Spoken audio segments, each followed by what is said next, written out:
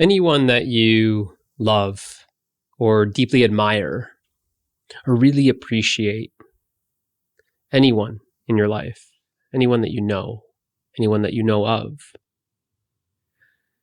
consider that what you love is yourself. What you admire is yourself. What you appreciate is yourself. That what you are seeing in them, that you love, that you admire, that you appreciate, you're seeing yourself. You're seeing your divine quality in them. So everyone emanates at least a few divine qualities.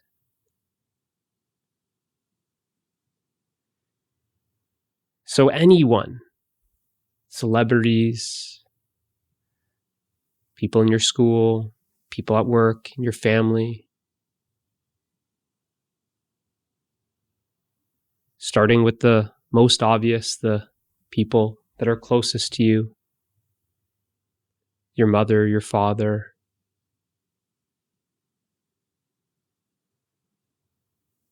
that you would be loving love itself. The love of a mother, this unconditional love. That you would be loving love itself.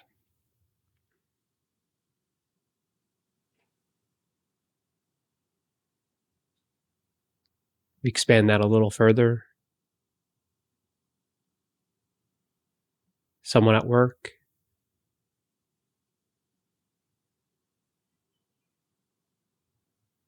who's more authentic, more raw, says it how it is, that you would be loving that authenticity. You would be loving that rawness.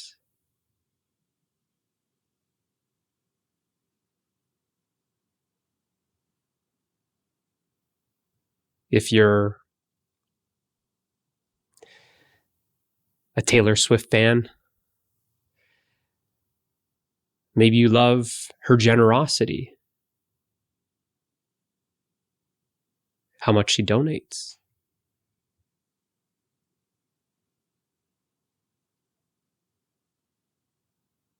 You find Jim Carrey funny. You're loving humor.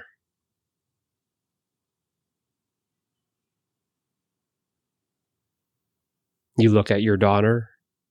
You're loving innocence.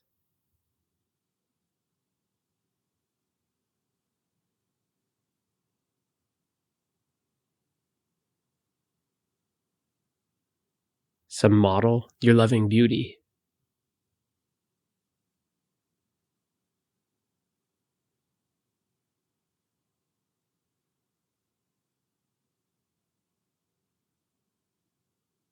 Some scientists. You're loving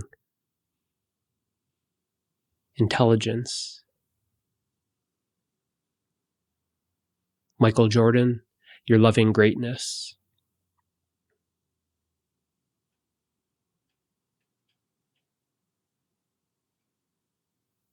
Character in some underdog movie, you're loving persistence.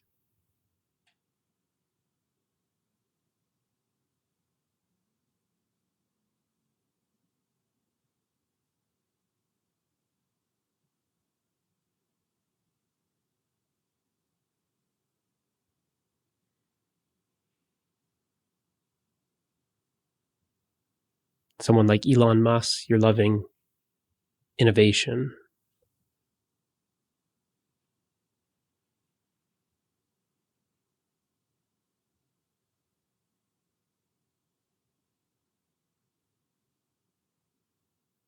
Someone who's speaking up, taking stand. You're loving the rebellion.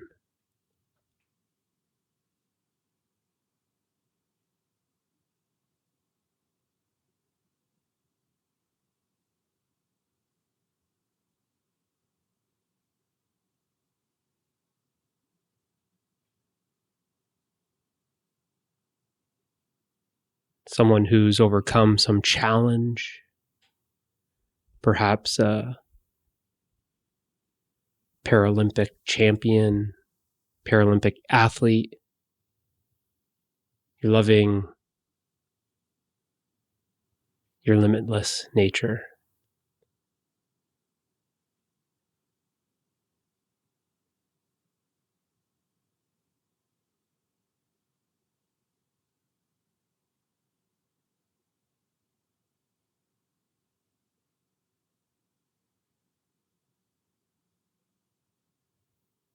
Some artists that you admire. You're loving creativity.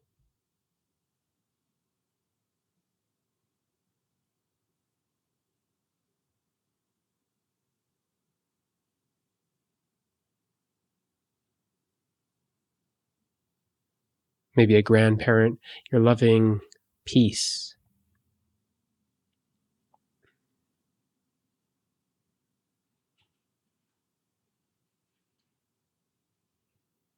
You have a friend that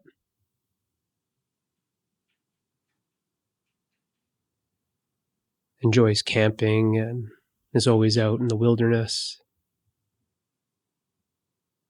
You're loving freedom.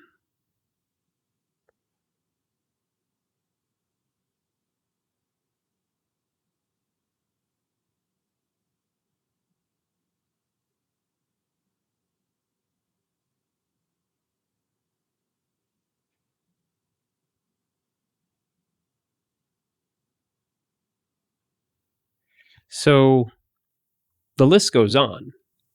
There are many divine qualities, but it's something to share a perspective that when you're really admiring a musician or a model or an actor, just anyone that you seem to really appreciate, admire, or even love, consider that you're not loving the person, that you're not admiring the person, that you're not appreciating the person, but you're actually recognizing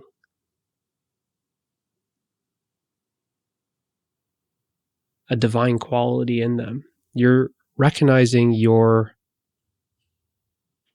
true nature in them, that they are emanating, that some of those divine qualities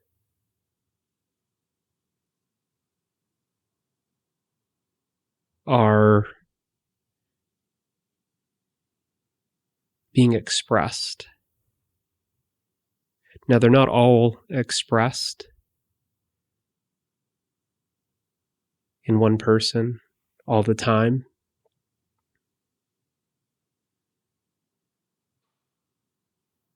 Perhaps you are just admiring one quality.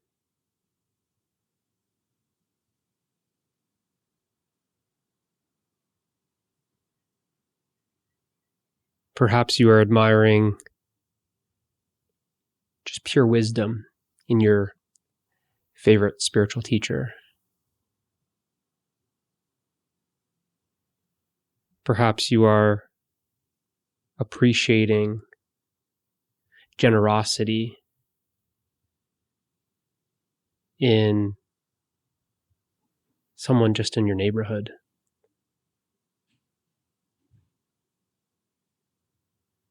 Perhaps you're appreciating compassion in someone at work.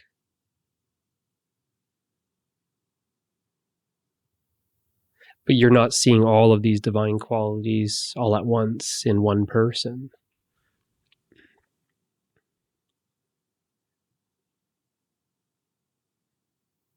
There's too many. It's like a diamond. There's different facets, different angles, different qualities that shimmer at different times in different situations.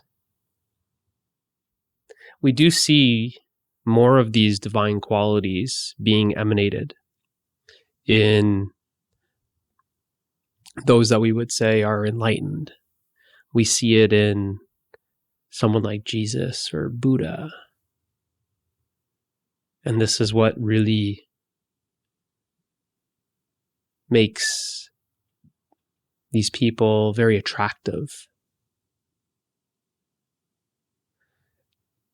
That it's like there's this filter that's so thin, or no filter at all, that then the divine qualities are radiating, emanating, being expressed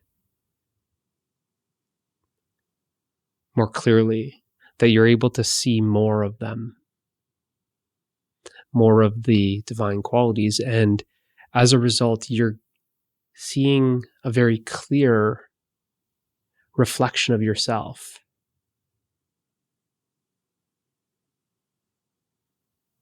That in one's presence, you're actually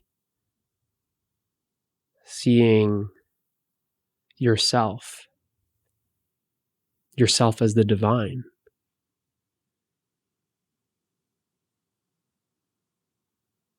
But not seeing yourself like you may be imagining, like seeing an actual image.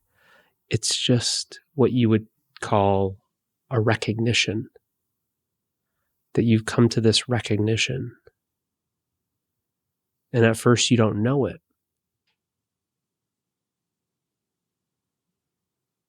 You may just think that you love how they speak, or you love how they articulate their words, or their creative expression. Or then it starts getting more clear that you love their softness, their innocence, their gentleness, the peace that you feel, the joy that you feel, the aliveness, the power, the grace.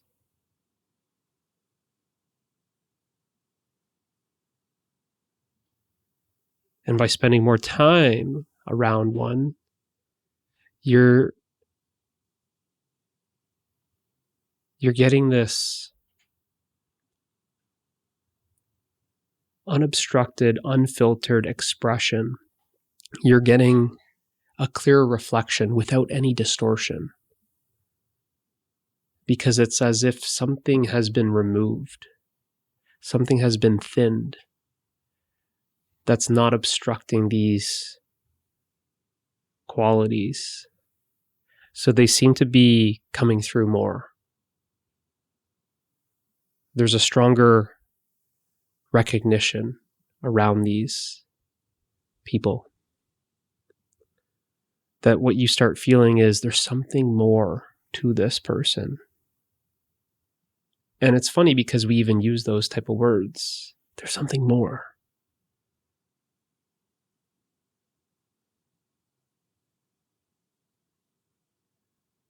What makes these stories of Christ so attractive, magnetic, inspiring, admiring,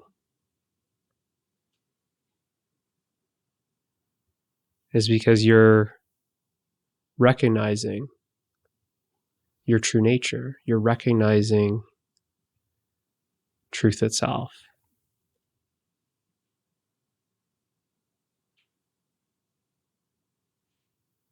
That the real in you is recognizing the real in someone like Jesus. The real recognizes real. And there's only one reality, so it's not two. It's this recognition that's happening.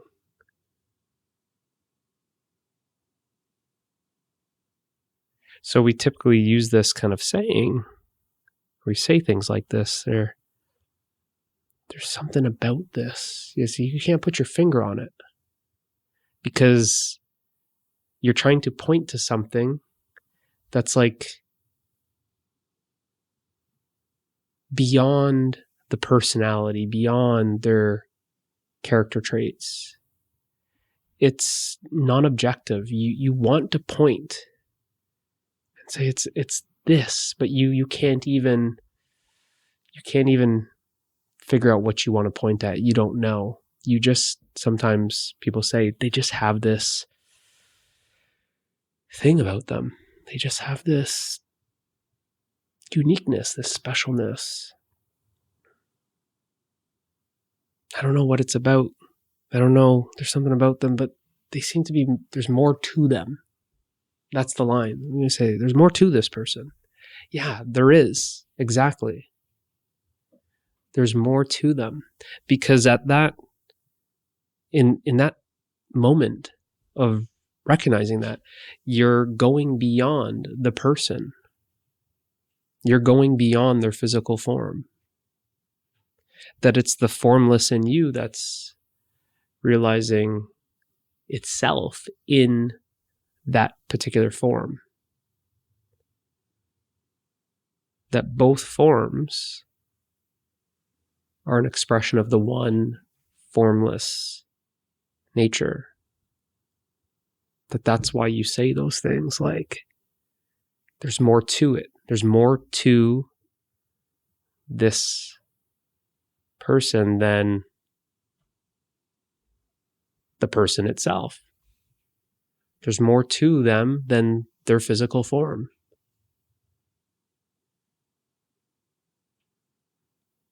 And this is known experientially because you're feeling it within yourself.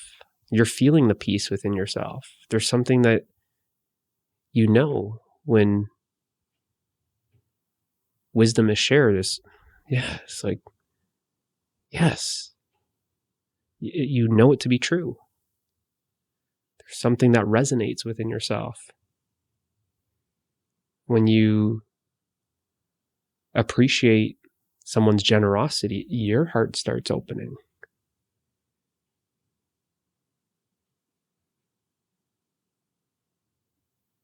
When you admire someone's innocence, you all of a sudden start feeling like a child.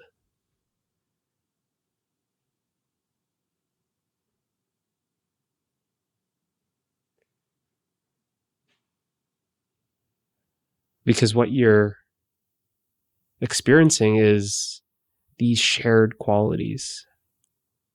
They're shared because they're just simply these universal qualities. The universal qualities of the one that is expressing itself as the many. That's why it always feels like there's something that's the same. You're experiencing the unity. That you and I are not different. That we are the same. That we are one. So whatever you're seeing in me, you're actually seeing in yourself. Whatever you're seeing in me, you start experiencing it in yourself. Sometimes we feel like it's like a heart-to-heart connection.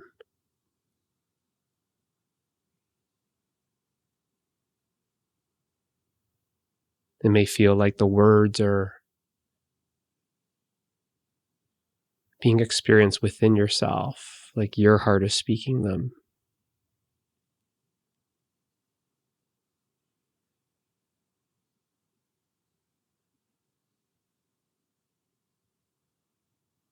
That all of a sudden you start becoming soft and relaxed and at peace. And it starts feeling, if you just let it happen, like you just start melting and dissolving.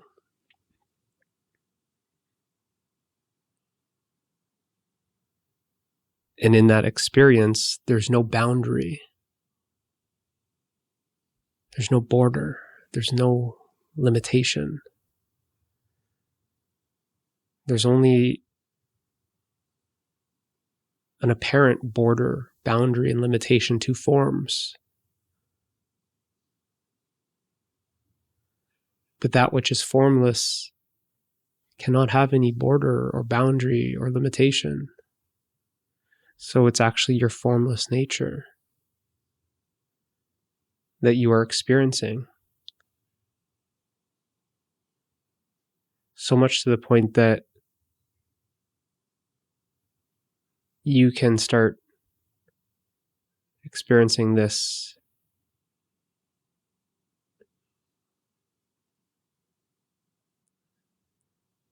feeling like you're melting, you're dissolving, you're merging.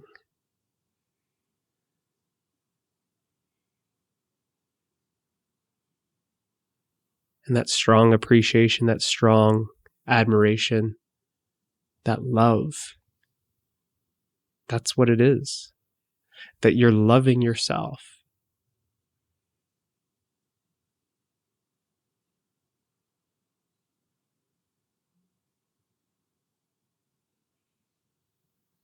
It's love itself.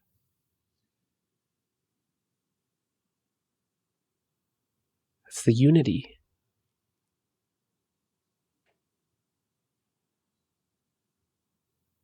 Where it feels like you're being attracted, you're being pulled in, like it just feels like you want to merge or melt into the other. It feels like a pull. It feels very much like some gravitational force where it almost feels like you want to lock eyes and something's moving you energetically.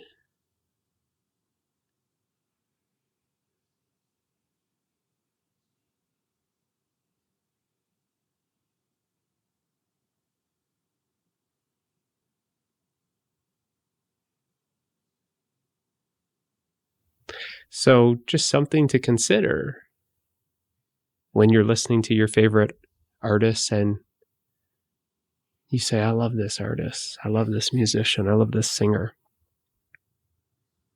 What do you love about them? When you have that best friend, what do you love about them?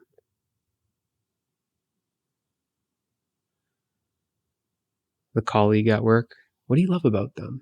What do you really admire about them?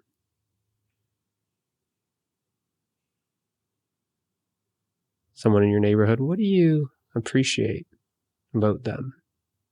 What are you seeing? Once you start noticing what you are seeing in them, once you start noticing what you are admiring in them, once you start noticing what you are appreciating in them, once you start knowing what you're loving in them, you'll see that you start bringing it out of yourself. You start touching it more within yourself.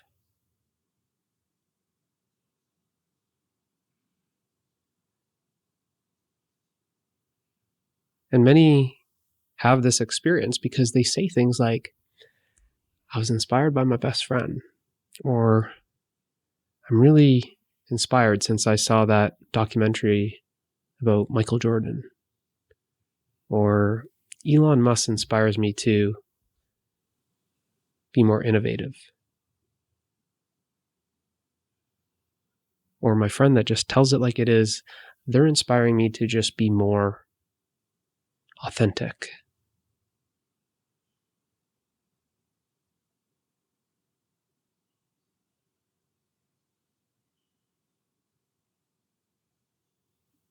Whatever it is, it seems to bring out those qualities in you when you start recognizing it. We say that so-and-so inspired me. You feel inspired. You feel inspired because it's in spirit, that the spirit is recognizing itself, that these are divine qualities. They're qualities of the spirit. That's actually what you're in love with. That's what you're appreciating. That's what you're admiring. That it's the spirit in you that's admiring, appreciating, and loving the same spirit within the other. Hopefully this helps. I'll see you in the next one.